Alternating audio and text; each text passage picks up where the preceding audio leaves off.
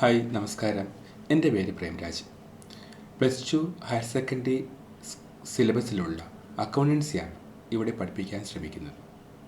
ഈ വർഷം 2 ടെക്സ്റ്റ് ബുക്കാണ് plus two higher secondary CBSE കുട്ടികൾക്ക് പഠിക്കാനുള്ളത്. ആദ്യത്തെ ടെക്സ്റ്റ് ബുക്ക് 2 പേർക്കും കോമൺ ആണ്. അതിൽ നോൺ പ്രോഫിറ്റ് ഓർഗനൈസേഷനെ കുറിച്ചും പാർട്ണർഷിപ്പിനെ കുറിച്ചുമാണ് പ്രതിപാദിക്കുന്നത്. രണ്ടാമത്തെ ടെക്സ്റ്റ് ബുക്ക് ഓരോ സ്കൂളിനെ ബേസ് ചെയ്തും മാറ്റമുണ്ടാവും. എങ്കിലും CBSEക്കാർക്ക് കോമൺ ആയിട്ട് പഠിക്കാനുള്ളത് അനാലിസിസ് ഓഫ് ഫിനാൻഷ്യൽ സ്റ്റേറ്റ്മെൻറ്റ് എന്ന് പറയുന്ന ഒരു ടെക്സ്റ്റ് ബുക്കാണ്. അതേസമയത്ത് ഹയർ സെക്കൻഡറി സ്കൂളുകാർക്ക് ചില സ്കൂളിൽ അനാലിസിസ് ഓഫ് ഫിനാൻഷ്യൽ സ്റ്റേറ്റ്മെൻറ്റ് രണ്ടാമത്തെ വിഭാഗക്കാർക്ക് ചില സ്കൂളുകളിൽ പ്രാക്ടിക്കൽ പേപ്പറുമാണ് തരുന്നത്. അതായത് ജിനു കാത്ത എന്ന് പറഞ്ഞുകൊണ്ട് ഉള്ള ഒരു കമ്പ്യൂട്ടറൈസ്ഡ് അക്കൗണ്ടിങ്ങിനെ കുറിച്ചാണ് അതിൽ പ്രതിപാദിക്കുന്നത്. അവർക്ക് 20 മാർക്ക് പ്രാക്ടിക്കൽ മാർക്ക് കിട്ടും. അല്ലാതെ തിയറി പഠിക്കുന്നവർക്ക് ഒരു ടെക്സ്റ്റ് ബുക്കിൽ നിന്ന് 40 മാർക്കും അടുത്ത ടെക്സ്റ്റ് ബുക്കിൽ നിന്ന് 40 മാർക്കുമാണ്. കൂടുതലും സ്കൂളുകളിലും ഹയർ സെക്കൻഡറി സ്കൂളിൽ പ്രാക്ടിക്കലുണ്ട്, 20 മാർക്ക് പ്രാക്ടിക്കലുമാണ്. എല്ലാം കൂടി എളുപ്പമുള്ള ഭാഗങ്ങളാണ്. ഇതിൽ ആദ്യത്തെ ടെക്സ്റ്റ് ബുക്ക് 2 പേർക്കും കോമൺ ആണെന്ന് പറഞ്ഞല്ലോ.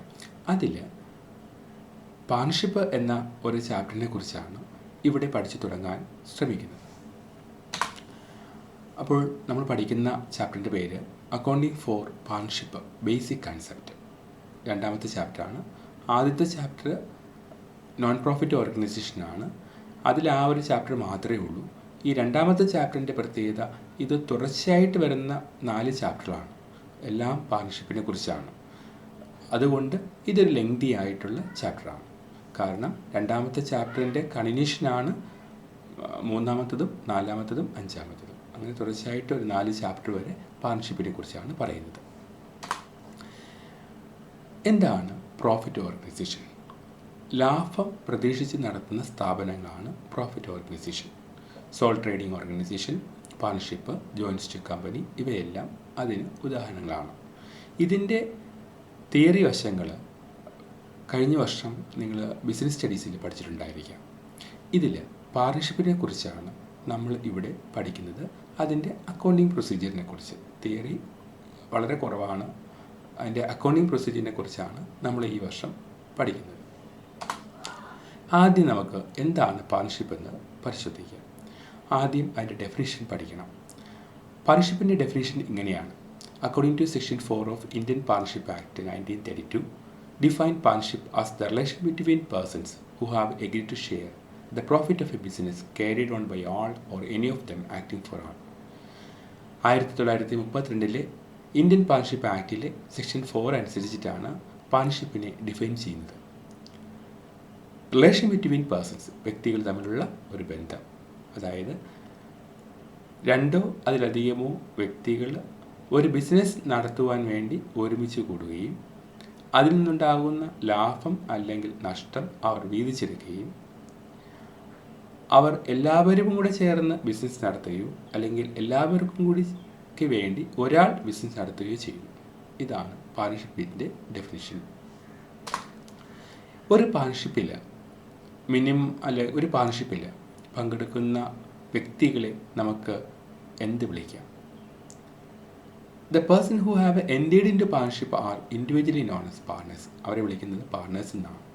അവരെ കളക്റ്റീവ്ലി നോൺ ആസ് ഫേം, അവരെ മൊത്തമായിട്ട് ഫേം എന്നാണ് വിളിക്കുന്നത്. അതായത് നമ്മളൊരു സ്ഥാപനം ഉണ്ടാവുമല്ലോ, ആ സ്ഥാപനം ഫേമാണ്. The name in which the business is carried on is called a firm name. എപ്പോഴും ഫേമിൻ്റെ പേരിലായിരിക്കും ആ സ്ഥാപനം അറിയപ്പെടുന്നത്. അതായത് നമ്മൾ അക്കൗണ്ടൻസി പഠിക്കുന്ന സമയത്ത് അക്കൗണ്ട് പ്രിപ്പയർ ചെയ്യുന്നത് എപ്പോഴും ഫേമിൻ്റെ ഭാഗത്തു നിന്നായിരിക്കണം. എങ്കിലേ അക്കൗണ്ട് നമുക്ക് കറക്റ്റ് ആവുള്ളൂ. നമ്മൾ പാർട്ട്നേഴ്സിൻ്റെ ഭാഗത്തു നിന്നല്ല ചിന്തിക്കേണ്ടത്, ഫേമിൻ്റെ ഭാഗത്തു നിന്നായിരിക്കണം ചിന്തിക്കേണ്ടത്. അപ്പോൾ പാർട്ണർഷിപ്പിൽ പങ്കെടുക്കുന്ന വ്യക്തികളെ പാർട്ട്നേഴ്സ് എന്നും അവരെ മുഴുവനായിട്ട് ഫേം എന്നും അല്ലെങ്കിൽ ഫേം നെയിമും ഉണ്ടാകും. ഇതാണ് ഇവിടെ പ്രതിപാദിക്കുന്നത്. ഇനി ഒരു പാർട്ണർഷിപ്പ് വ്യവസ്ഥയിൽ മിനിമം എത്ര പേര് ഉണ്ടാകാം, മാക്സിമം എത്ര പേരുണ്ടാവാം? The minimum number of persons required to form a partnership is 2. Minimum 2 പേരുണ്ടാവണം. മാക്സിമമോ? മാക്സിമം ലിമിറ്റ് ബാങ്കിങ് ബിസിനസ് ആണെങ്കിൽ 10 പേരും, നോൺ ബാങ്കിങ് ബിസിനസ് ആണെങ്കിൽ 20 പേരുമാണ്. ബാങ്കിങ് ഇതര സ്ഥാപനങ്ങളാണെങ്കിൽ 20 പേരും ആകാം. അടുത്തത് പാർട്ണർഷിപ്പ് ഡീഡിനെ കുറിച്ചാണ്. എന്താണ് പാർട്ണർഷിപ്പ് ഡീഡ്? പാർട്ണർഷിപ്പ് ഡീഡ് എന്ന് പറഞ്ഞാൽ ഒരു റിട്ടൺ എഗ്രിമെൻ്റാണ്. പാർട്ണേഴ്സ് തമ്മിൽ ഉണ്ടാക്കുന്ന ഒരു റിട്ടൺ എഗ്രിമെൻറ്റ്. ഇത് കമ്പൽസറി അല്ല. ഇതില്ലാതെയും പാർട്ണർഷിപ്പ് പ്രവർത്തിപ്പിക്കാം. Partnership deed is a document which contain the important terms and conditions of partnership as agreed by the partners. Partners agree ചെയ്ത ഇമ്പോർട്ടൻറ്റ് കണ്ടീഷൻസ് ആണ്. അത് അവർ എഴുതി ഉണ്ടാക്കിയതാണ്. എങ്ങനെ പാർട്ണർഷിപ്പ് നടത്താം, അതിൻ്റെ പേരെന്ത്, പാർട്ണേഴ്സിൻ്റെ പേരെന്ത്, അങ്ങനെക്കുറിച്ച് ആ പാർട്ണർഷിപ്പിൽ അവർ പ്രോഫിറ്റും ലോസും എങ്ങനെയാണ് ഷെയർ ചെയ്യേണ്ടത്, ഇൻട്രസ്റ്റ് ക്യാപിറ്റൽ എങ്ങനെ, അതിനെക്കുറിച്ച് ഇവർ എഴുതി ഉണ്ടാക്കിയ ഒരു ഒരു റിട്ടൺ ഡോക്യുമെൻ്റാണ് പാർട്ണർഷിപ്പ് ഡീഡ് എന്ന് പറയുന്നത്. ഈ പാർട്ണർഷിപ്പ് ഡീഡിൽ എന്തൊക്കെയാണ് കണ്ടെയ്ൻ ചെയ്തിരിക്കുന്നത്, അതിൻ്റെ കണ്ടൻസ് എന്തെല്ലാം? Name of firm. ആദ്യം ആ ഫേമിൻ്റെ പേരുണ്ടാവണം.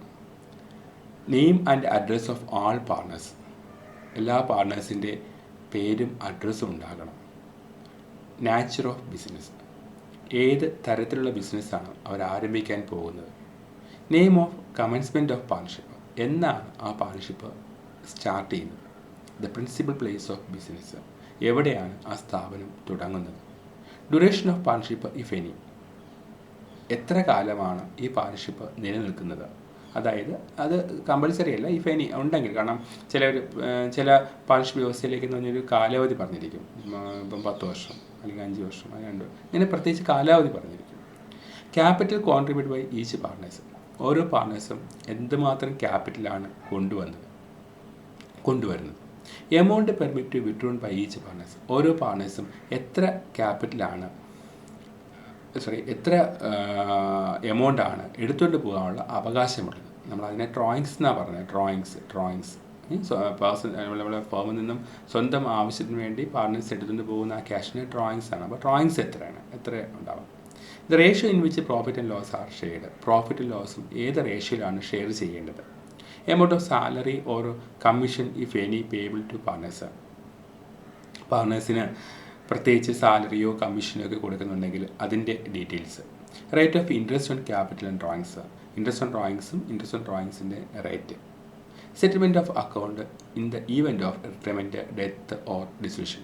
ഈ പാർട്ണർഷിപ്പ് വ്യവസ്ഥയിൽ ഒരാൾ റിട്ടയർ ചെയ്ത് പോകുമ്പോഴോ ഒരാൾക്ക് ഡെത്ത് സംഭവിക്കുമ്പോഴോ അല്ലെങ്കിൽ ഫേം തന്നെ വൈൻഡപ്പ് ചെയ്യുകയോ ഡിസൊല്യൂഷൻ സംഭവിക്കുമ്പോഴോ ഒക്കെ എങ്ങനെയാണ് അവരുടെ സെറ്റിൽമെൻറ്റ് നടത്തുന്നത്, ആ അക്കൗണ്ടിൻ്റെ സെറ്റിൽമെൻറ്റ് എങ്ങനെയാണ്, ഇതിനെക്കുറിച്ചൊക്കെയാണ് പാർട്ണർഷിപ്പ് ഡീഡിൽ പറയുന്നത്. ഇനി നേരത്തെ പറഞ്ഞു പാർട്ണർഷിപ്പ് ഡീഡ് കമ്പൽസറി അല്ല. പാർട്ണർഷിപ്പ് ഡീഡ് ഇല്ലാതെയും സ്ഥാപനം പ്രവർത്തിപ്പിക്കാം. അങ്ങനെ rules applicable in the absence of partnership deed. Partnership deed ഇല്ലാതെ പ്രവർത്തിക്കുന്ന സ്ഥാപനങ്ങളാണെങ്കിൽ അവർക്ക് അവരുടെ എങ്ങനെയാണ് പ്രവർത്തിക്കേണ്ടത്, അവരുടെ പ്രോഫിറ്റ് ലോസും എങ്ങനെയാണ് ഷെയർ ചെയ്യേണ്ടത്, ഇതാണ് ഇനി പറയാൻ പോകുന്നത്. Rule applicable in absence of partnership deed. Profit and loss sharing ratio equally. അതായത് പാർട്ണർഷിപ്പ് ഡീഡ് ഇല്ല എങ്കിൽ ഓരോ പാർട്ണേഴ്സ് കൊണ്ടുവന്ന ക്യാപിറ്റലിനെ ബേസ് ചെയ്തല്ല ലാഭം വീതിക്കേണ്ടത്, തുല്യമായിട്ടായിരിക്കണം. Interest on capital. No interest is entitled to claim any interest on the. No partner is entitled to claim any interest on amount of capital contributed by him.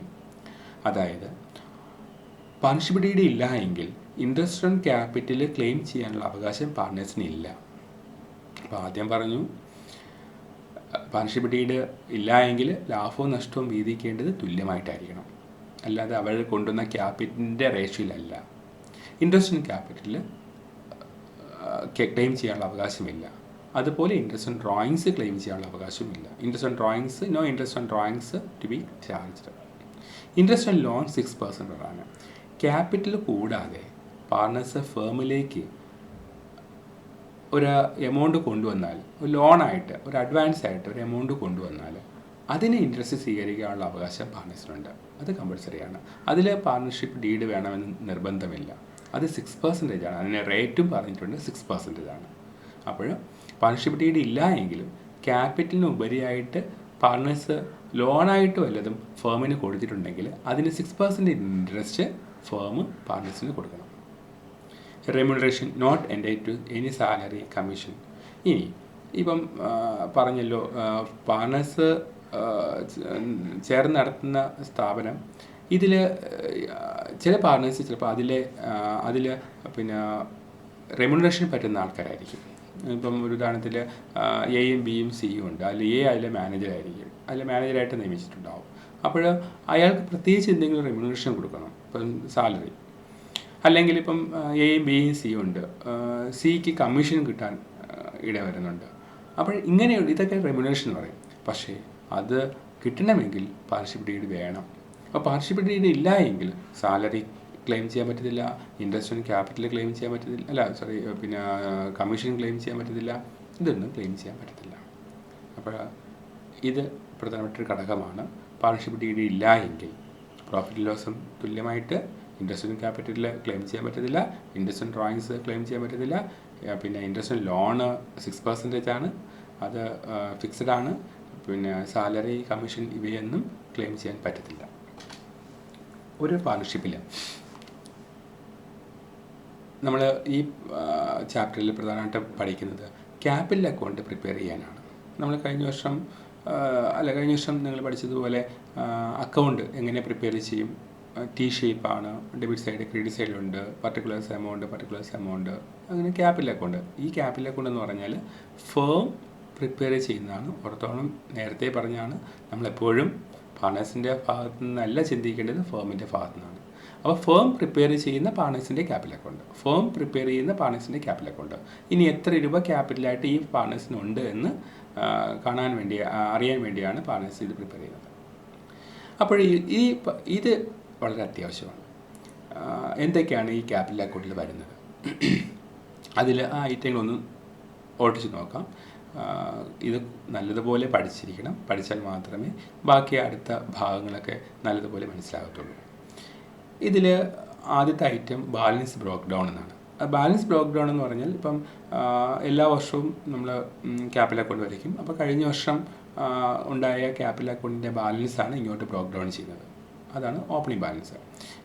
ഇതെന്തുകൊണ്ടാണ് ഇത് ക്രെഡിറ്റ് സൈഡിൽ എഴുതുന്നത് ചോദിച്ചു കഴിഞ്ഞാൽ നിങ്ങൾ മനസ്സിലാക്കണം, നമ്മൾ കഴിഞ്ഞ വർഷം ഫിനാൻഷ്യൽ സ്റ്റേറ്റ്മെൻറ്റ് എന്നൊരു ചാപ്റ്റർ പഠിച്ചിട്ടുണ്ടായിരിക്കും. അതിൽ ബാലൻസ് ഷീറ്റ്, ട്രേഡിംഗ് അക്കൗണ്ടും പ്രോഫിറ്റ് ലോസ് അക്കൗണ്ടും ബാലൻസ് ഷീറ്റും പ്രിപ്പയർ ചെയ്തു. അപ്പോൾ ബാലൻസ് ഷീറ്റിൽ ക്രെഡിറ്റ് സൈഡിൽ വരുന്ന ക്രെഡിറ്റേഴ്സ്, ബാങ്ക് ലോണ്, പിന്നെ ക്യാപിറ്റൽ അക്കൗണ്ട്, ഇതൊക്കെ ഉണ്ടല്ലോ. ഇതിൻ്റെയൊക്കെ ലയബിലിറ്റി സൈഡിലുള്ള എല്ലാത്തിൻ്റെയും ബാലൻസ് നമ്മൾ അക്കൗണ്ടിൽ പോസ്റ്റ് ചെയ്യുമ്പോൾ ക്രെഡിറ്റ് സൈഡിലാണ് എഴുതേണ്ടത്. അങ്ങനെ ഓർത്ത് വയ്ക്കാൻ എളുപ്പം.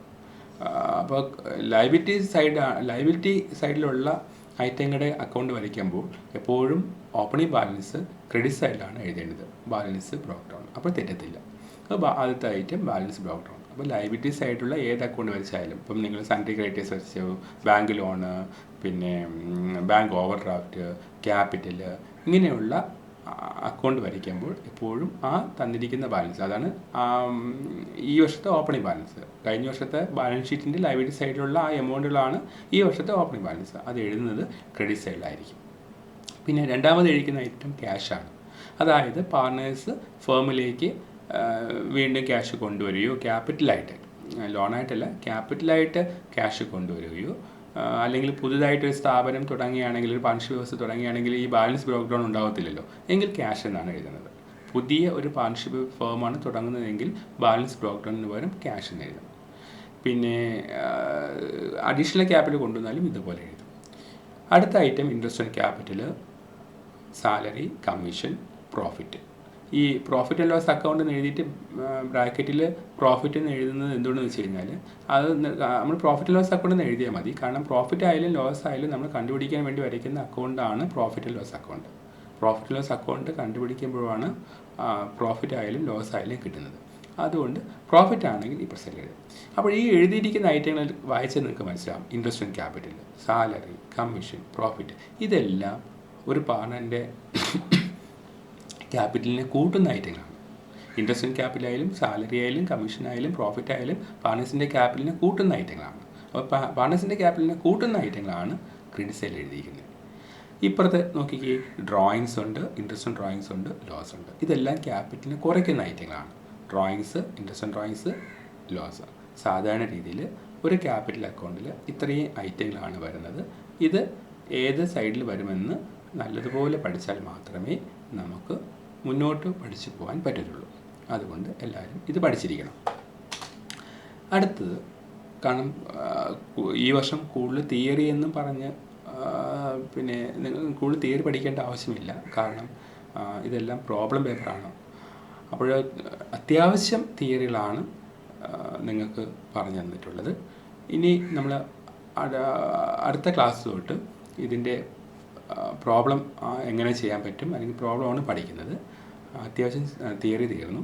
ഇനി ആദ്യത്തെ ചോദ്യം ഇതാണ്. ഈ ചോദ്യം എഴുതി വെച്ച് കഴിഞ്ഞാൽ അടുത്ത ദിവസം ഇതെങ്ങനെ ചെയ്യുന്നു, അടുത്ത ക്ലാസ്സുകളിൽ ഇതെങ്ങനെ ചെയ്യുന്നു എന്ന് പറഞ്ഞു തരാം.